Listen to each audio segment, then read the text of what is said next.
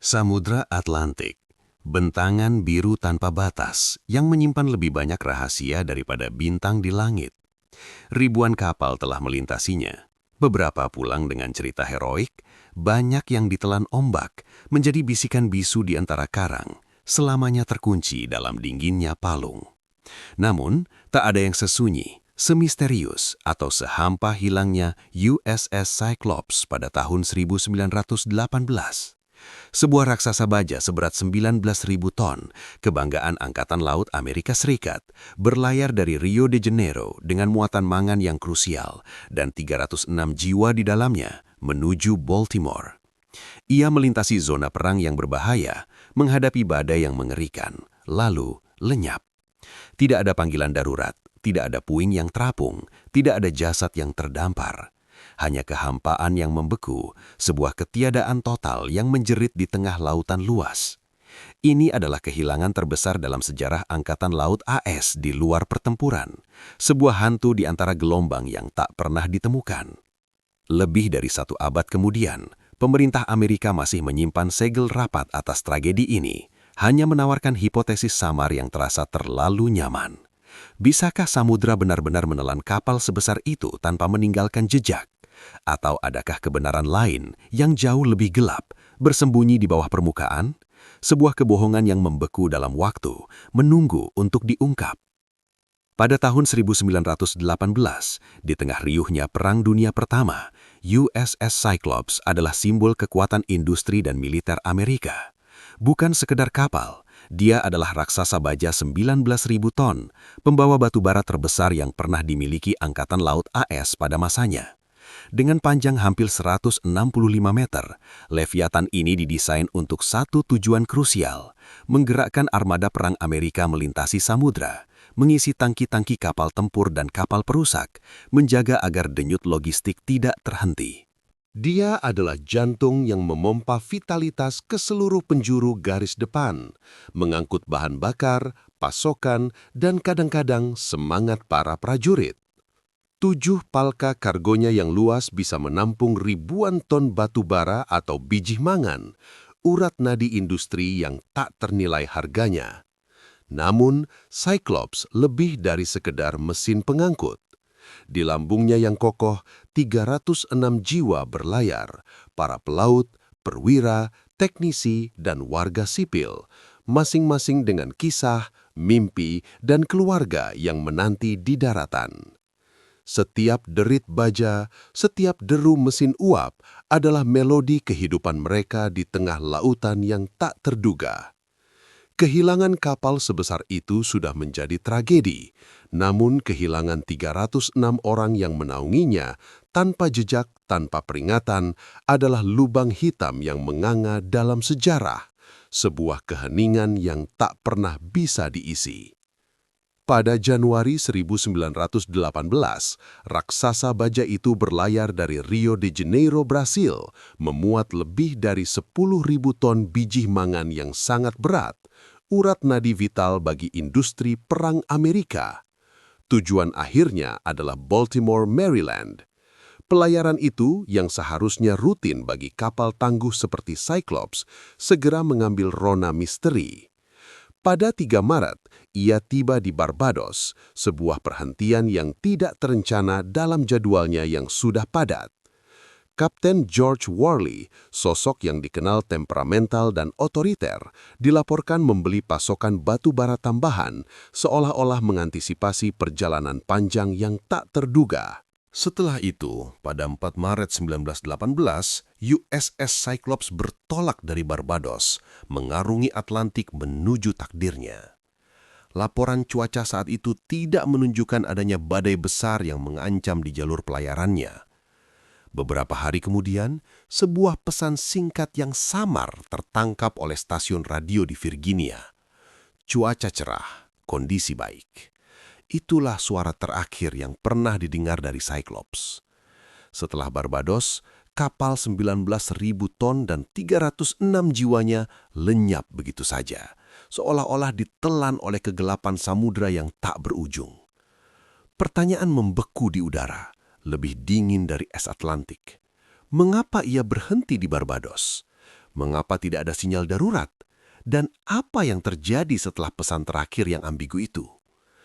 Ketegangan terasa menekan, seolah-olah menunggu sebuah rahasia besar untuk muncul dari kedalaman. Keheningan yang menyusul pesan terakhir itu adalah sebuah anomali. Hari-hari berlalu dan stasiun-stasiun radio di pesisir Atlantik menunggu, namun tidak ada lagi transmisi dari Cyclops. Bukan sinyal darurat, bukan laporan posisi, bukan apapun. Kapal sebesar itu, dengan mesin-mesinnya yang menderu dan awaknya yang berjejer, menghilang begitu saja tanpa merobek ether dengan panggilan SOS tanpa jeritan terakhir. Kecemasan berubah menjadi kepanikan saat minggu berganti bulan.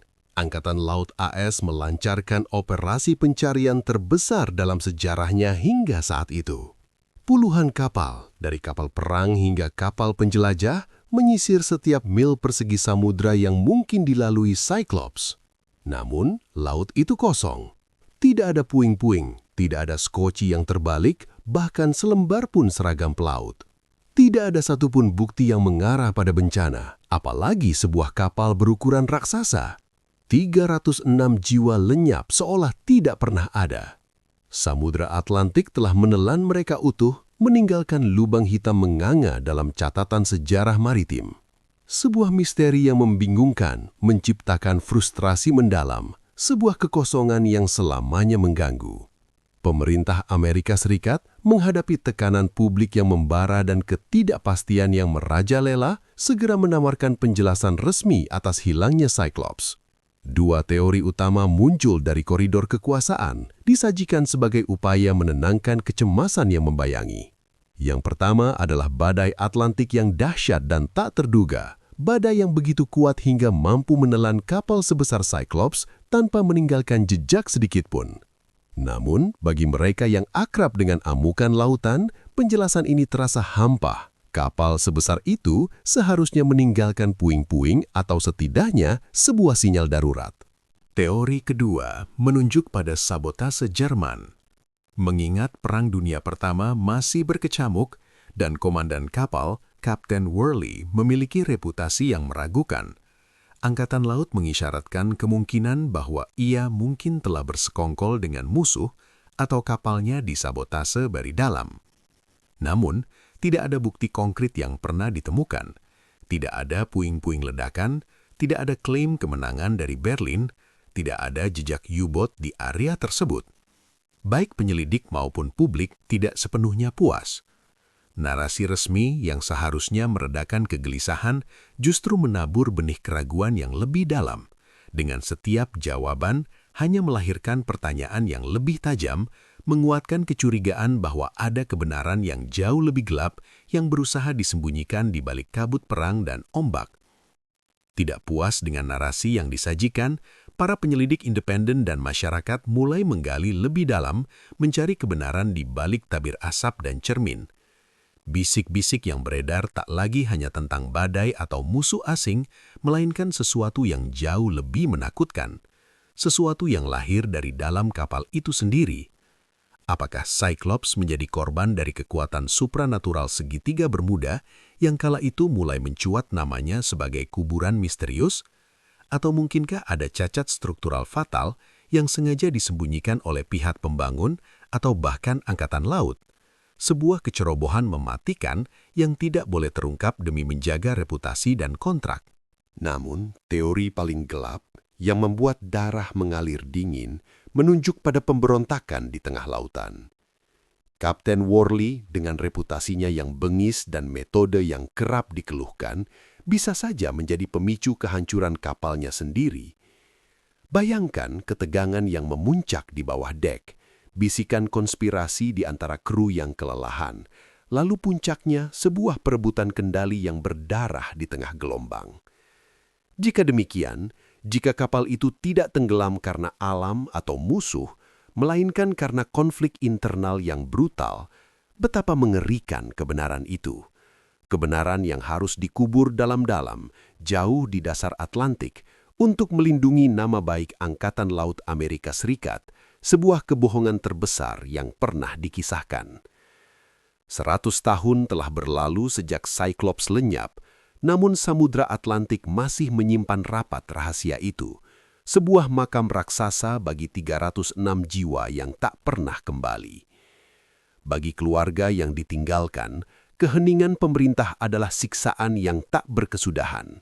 Setiap gelombang yang memecah di pantai adalah pengingat akan ketidakjelasan, sebuah lubang menggapang yang tak pernah terisi oleh kebenaran. Mereka tidak hanya berduka atas kehilangan orang terkasih, tetapi juga atas hak mereka untuk tahu, untuk mendapatkan penutupan yang layak. Pemerintah Amerika Serikat dengan alasan keamanan nasional atau demi menjaga moral di tengah kancah perang yang berkecamuk, memilih untuk mengunci rapat-rapat berkas Cyclops. Mereka mengubur kebenaran itu bukan hanya di dasar laut, tetapi juga di balik tumpukan dokumen rahasia, di bawah sumpah bisu para petinggi yang tahu lebih banyak daripada yang berani mereka ucapkan. Keputusan ini, yang mungkin dianggap pragmatis pada masanya, meninggalkan warisan yang jauh lebih pahit. Ketiadaan jawaban menciptakan jurang kepercayaan yang dalam, sebuah retakan yang merambat di antara warga dan institusi yang seharusnya melindungi mereka. Misteri Cyclops menjadi simbol dari keangkuhan kekuasaan, dari kesediaan untuk mengorbankan kejujuran demi menjaga citra, meninggalkan luka yang tak kunjung sembuh. Bahkan hingga hari ini, setiap kali nama kapal itu disebut, bayangan 306 pelaut yang hilang dan kebohongan yang membayangi mereka masih terasa dingin, mengingatkan kita bahwa ada harga yang harus dibayar atas setiap rahasia yang terkubur, terutama ketika kebenaran adalah satu-satunya obat untuk duka yang abadi. Namun di balik setiap tabir kebohongan, selalu ada percikan kebenaran yang menuntut untuk ditemukan. Misteri Cyclops mungkin telah terpendam begitu lama, tetapi itu tidak berarti kisah 306 jiwa harus ikut terkubur dalam keheningan abadi. Kita, para pewaris sejarah, memegang kunci untuk membuka kembali arsip yang tertutup, untuk mempertanyakan setiap narasi yang dipaksakan, dan untuk menuntut transparansi dari mereka yang menyembunyikan. Ingatan akan USS Cyclops bukan hanya tentang kapal yang hilang atau kebohongan pemerintah. Ini adalah tentang kemanusiaan, tentang hak setiap individu untuk mendapatkan jawaban, dan tentang bahaya dari kebisuan kolektif. Apa teori Anda? Apakah badai yang tak terduga, tindakan sabotase yang tersembunyi, ataukah ada kebenaran lain yang jauh lebih gelap yang sengaja dikubur? Suara Anda, pertanyaan Anda, adalah cara kita menjaga api kebenaran tetap menyala, memastikan bahwa 306 pelaut yang hilang tidak hanya dikenang sebagai angka, tetapi sebagai pengingat abadi bahwa keadilan dan kebenaran, seberapapun sulitnya, harus selalu diupayakan.